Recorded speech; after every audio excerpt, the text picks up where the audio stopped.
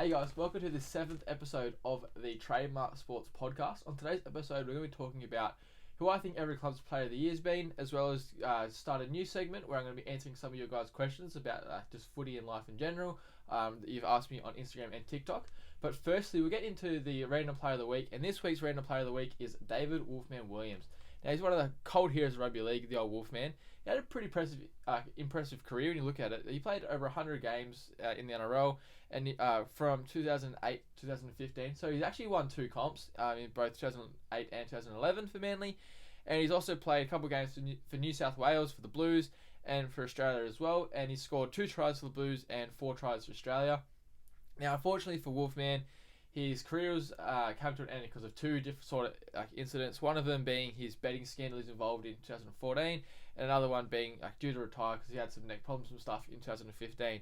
But yeah, absolute crazy player back in the day, and he's definitely got fond memories for most rugby league fans.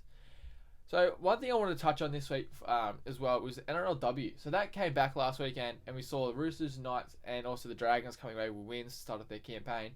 And I just really want to quickly give a shout out to Jessie Southwell, who made her debut for the Knights at only 17. And what she managed to do, she managed to score a try, had 4 tackle busts, 2 line breaks, and 144 metres gained, and which is only second to Millie Boyle for the Knights in that one.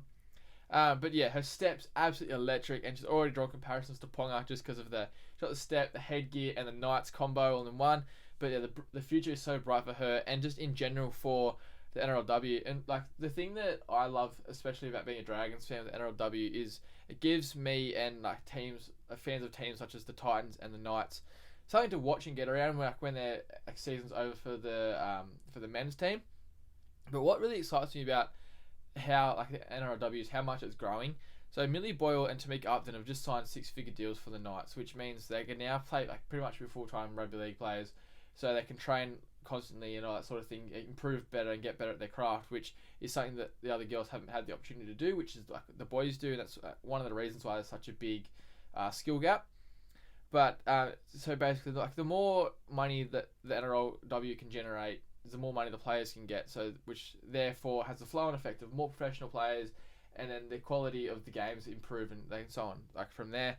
And honestly, I think in 10 years' time, we're going to be looking at NRLW as one of, if not the biggest women's sport in the world, because I think the skill gap, it's definitely it's not as large as you think, especially for how young the NRLW is. And I think just the better it gets, the more money that's in there, the more resources, the better coaches and stuff the women's game can get. It's going to absolutely boom over the next 10 to 15 years. So let's get into it now. The best players from each club. So we're going to just go from bottom of the ladder, work our way up. So the Tigers, you guys can be first this time.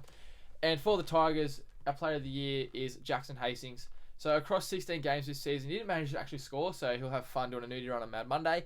But he set up 7 tries for his teammates in a struggling Tigers side.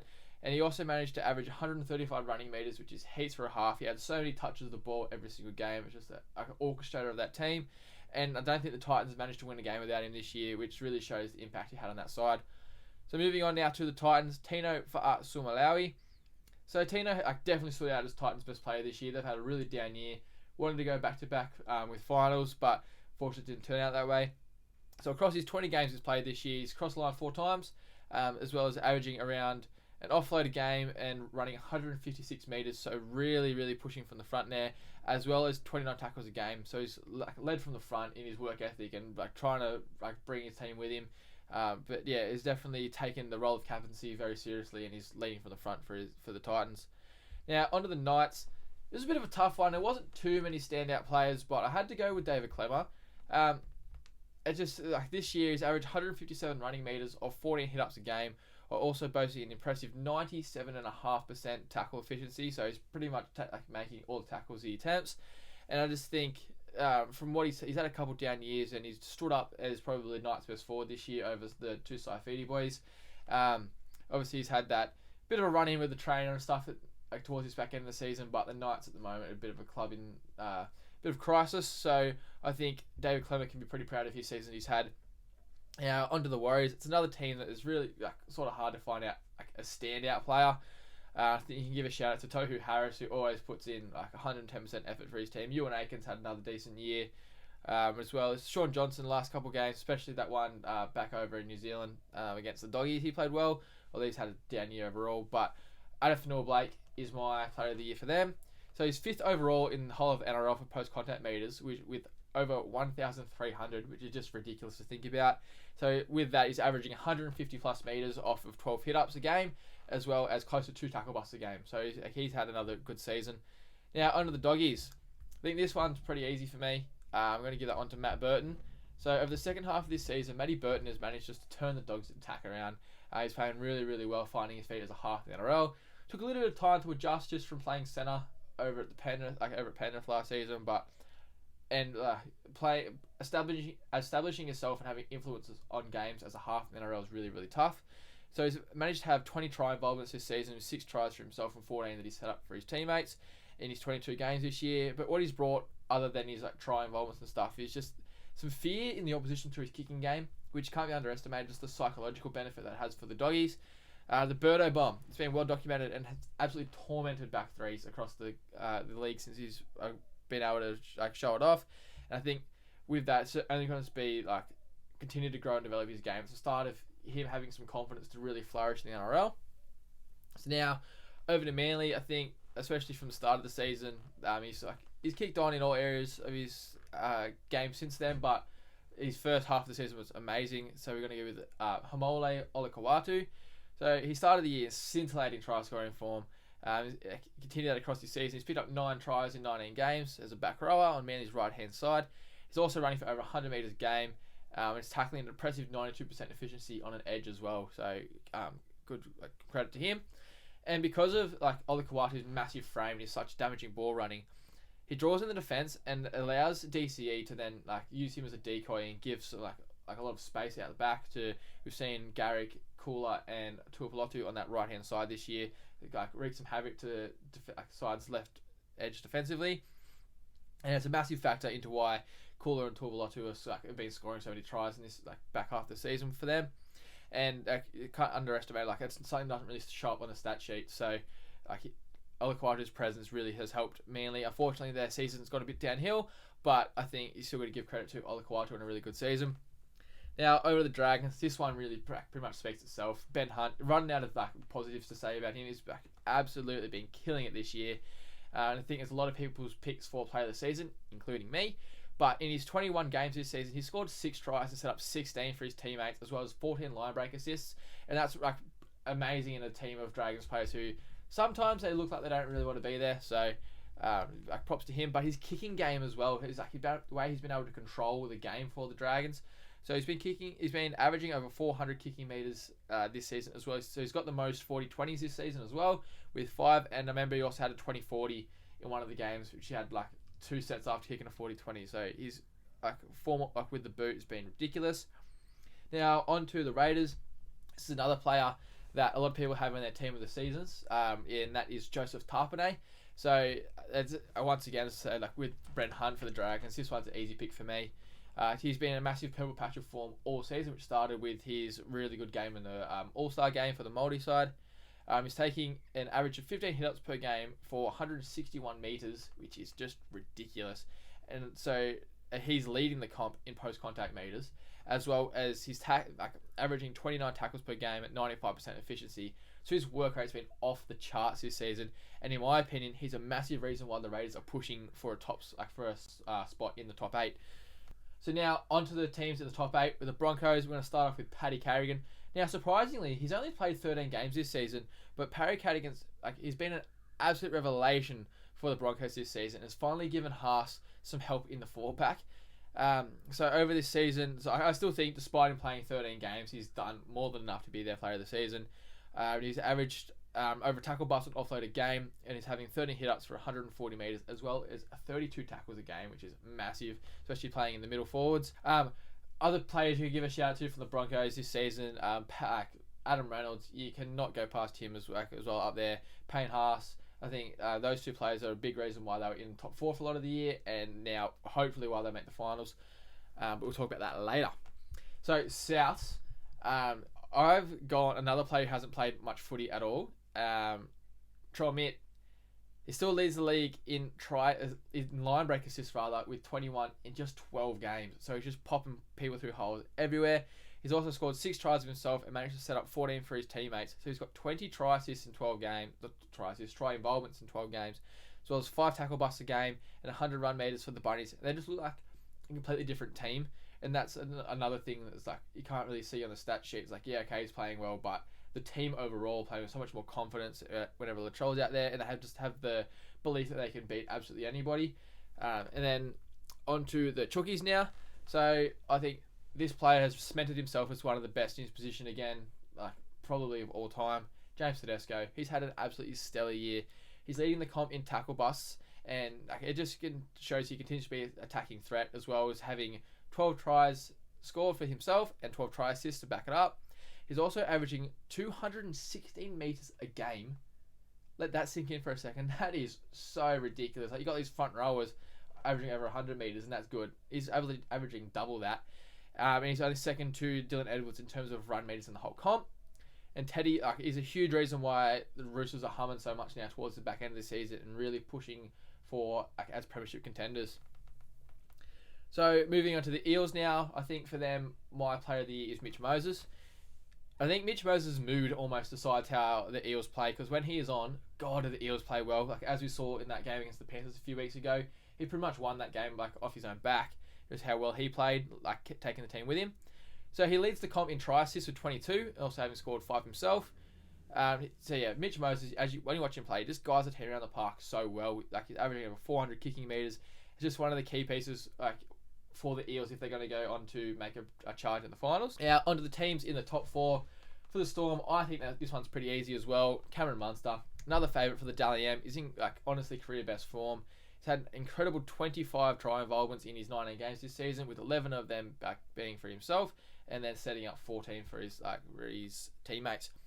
But the thing is as well, it just shows how good Cameron Munster is as a player, is the fact that his he's dominated the opposition this year in 2 positions.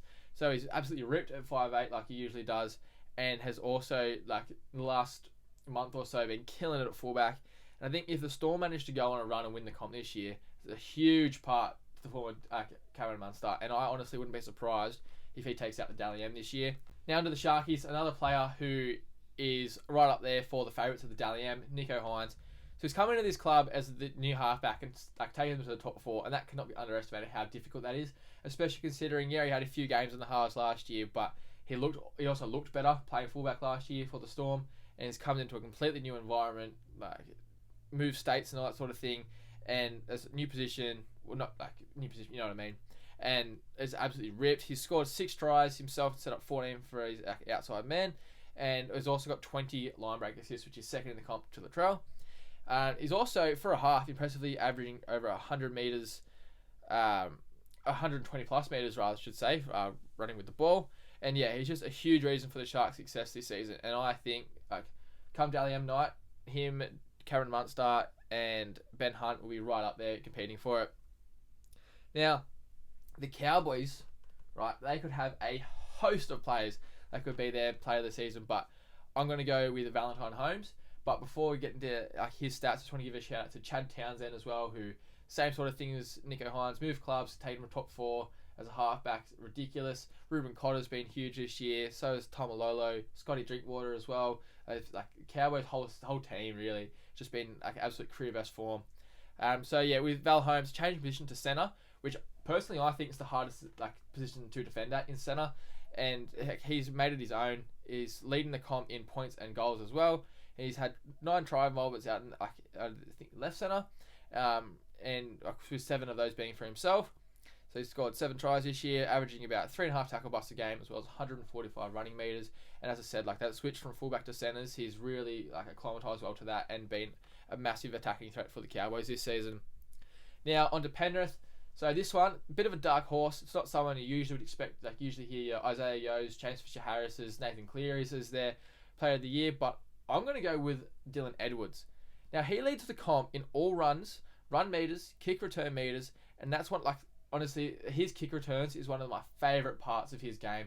Whenever he gets the other team kicks the ball down, he just sprints it back super hard and does absolutely love it. And as well as all these stats, he scored 8 tries for himself, set up 6 for his teammates, and averaging 4+ tackle busts and running for 220 meters a game, which has really stood out. Which has made him really stand out as a premier fullback this season. A lot of people had him as a top 5 or 6 fullback in the comp. I think now, honestly, this season it's not outlandish to say he's probably been top 3 and is one of the best fullbacks in the comp. So now on to our round 24 round preview. And we're going to start off with Broncos versus Eels. There's a lot riding on this game for both sides here. So the Eels are in 5th at the moment, only 2 points off the top 4, but they're also 2 points off the Broncos in 8th. So this could really swing it the look of the top 8 this game. And the Broncos last week, they put in a very, very lackluster performance against the Storm, and they would love to bounce back with a win here. The Eels, on the other hand, looked very clinical last week, and so I think they'll look to build off that. But by the way the Eels have been going this year, they'll probably end up losing because they've been so win-loss all season. But just going off the current form at the moment, I think the Eels can go up to Suncorp and get the W on Thursday night. Panthers versus Warriors. Oh boy, this one could get ugly. If the Warriors turn up like they did last week and the Panthers are in a mood, which they will be because their tails will be wagging after getting a big win in the grand final rematch last week against the Bunnies, this could be a cricket score. And honestly, I think Penrith will take the score that Roosters put on last week as a challenge and try and put a lot of points on the Warriors, who have already conceded 70 once this season. But Luai back for the Panthers as well, which will give the whole team a boost of confidence. And a lot of people say that he's overrated, but he plays his role perfectly, gives his outside men so much time and space to go and do their thing and absolutely rip. He got kick-outs, Tagos, Mays as well. A large reason for them being so good this season is because of Luai. And as well, it just gives he's a dressing room guy too. You can't tell me Critter isn't going to be more excited for this game because he's got Luai playing out there as well. But yeah, so out of Penrith, I'm tipping the Panthers to win by an absolute shitload. So on to the Storm versus Roosters. This one looks like one of the best games of the season after they both absolutely destroyed their opposition last week. The Storm obviously put 60 on the Broncos last round, and with Munster playing fullback despite being named at 5'8", he's absolutely killing it, and honestly he's probably one of, if not the best player in the comp at the moment. And the Roosters, on the other hand, look like absolute premiership contenders. They obviously had a very slow start of the season, but I think as I've sort of been talking about, and you always sort of knew it's going to happen with the Roosters. You can never count them out, and they're really, really building up to peak at the right time of the season. They've also got some players coming back this round with Momorowski, Collins, and Tokeaho, and I just think there'll be a bit of an upset here, and the Roosters can get the win down at Abbey Park in a very, very good game. So on to the Raiders versus Manly. Unfortunately, I can only really see one result here. It's down in Canberra. Raiders are playing for their season and the potential of playing finals footy. However, on the other hand, they'll have to play better than they did last week against the Knights, because if they come out like that, Manly are a better quality side than the Knights and will probably make them pay and get over them in the end. But Manly look like they've given up on the season. So I think with that, Raiders get the win, and they'll be looking for it to be a big win, because we'll talk about it later, but their for and against is terrible in comparison to the Broncos, which could be a deciding factor for who makes the finals out of the Raiders and the Broncos. Now, onto the Sharks versus Doggies. I think this game will have follow the same trajectory as last round. A lot of those teams, especially ones in the top 4, absolutely dominated.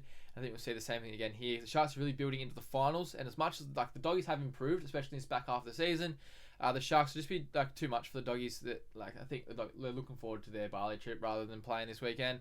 The Sharkies are serious about being contenders in this comp and need to make this game look like a training run.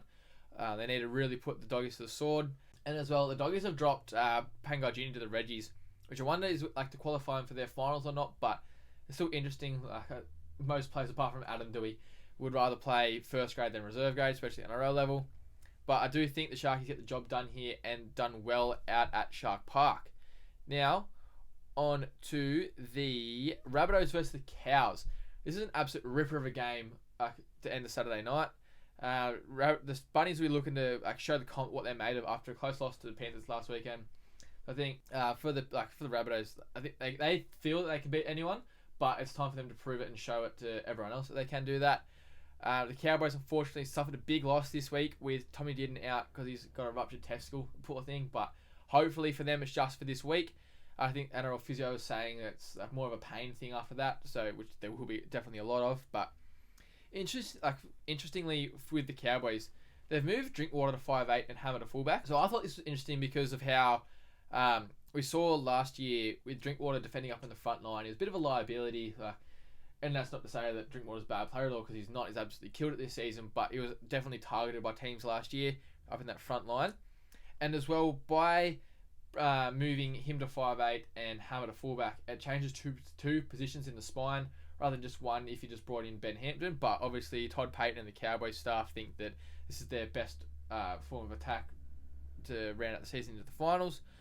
But and I think for me, I just hope for the Cowboys and Drinkwater's sake that he plays well and doesn't have like a drop in form or confidence right before finals, because that could be detrimental to their premiership hopes.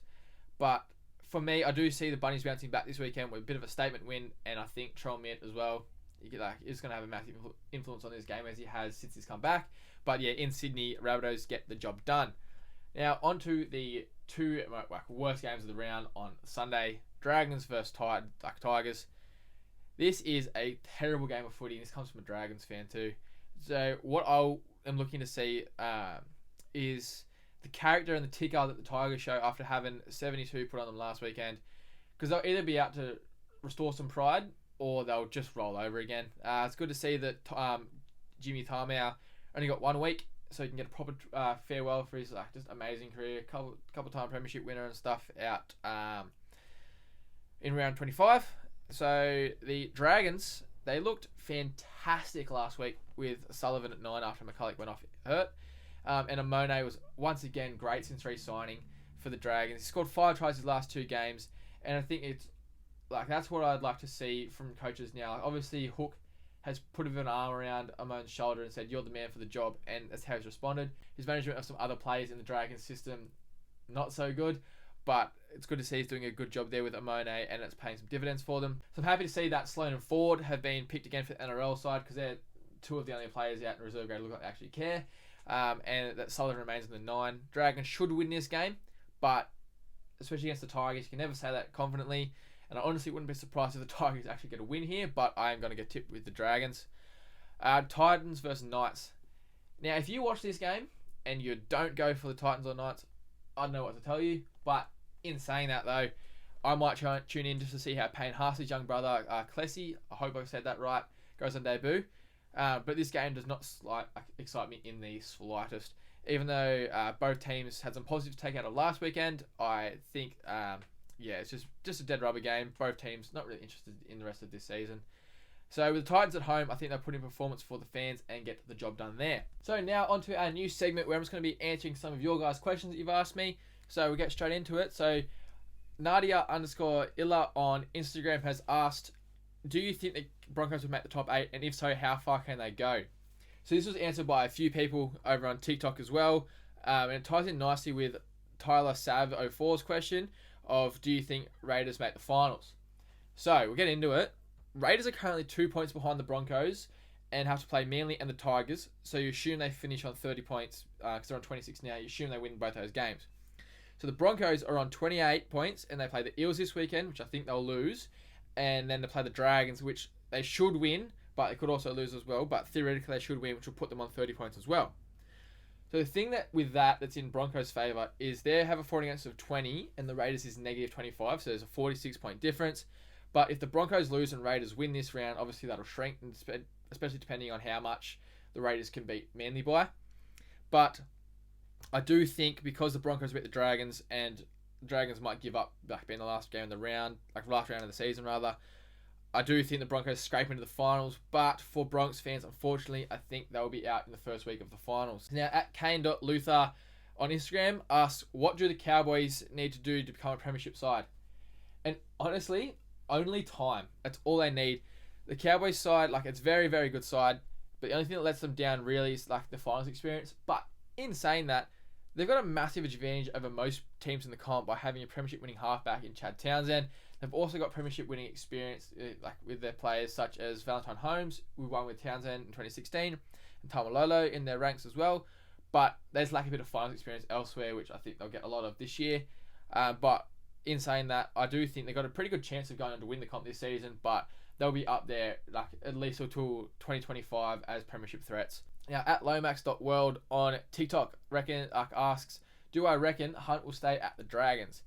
Now, the Dragons apparently have lowballed him, offering him $700,000 a year, but there's a few things you got to consider here. So, he's already 32, so you don't really want to be paying a 34-year-old $1 million plus a year, especially because you get to the age, like, obviously your body gets more fragile and he could break down. But at the same time, he hasn't really had an extensive, like, injury list for himself, and he's been one of, if not the best player in the comp this year. However, the Dragons need to consider their future as well when they're, like, summing this up, because if you re-sign Hunt, you're basically resigning yourself to the fact that Bud Sullivan's going to leave, and I think, especially after we saw how well Bud played on the weekend, like, he's the future of the club, as well as Amone and Sloan and these young boys coming through.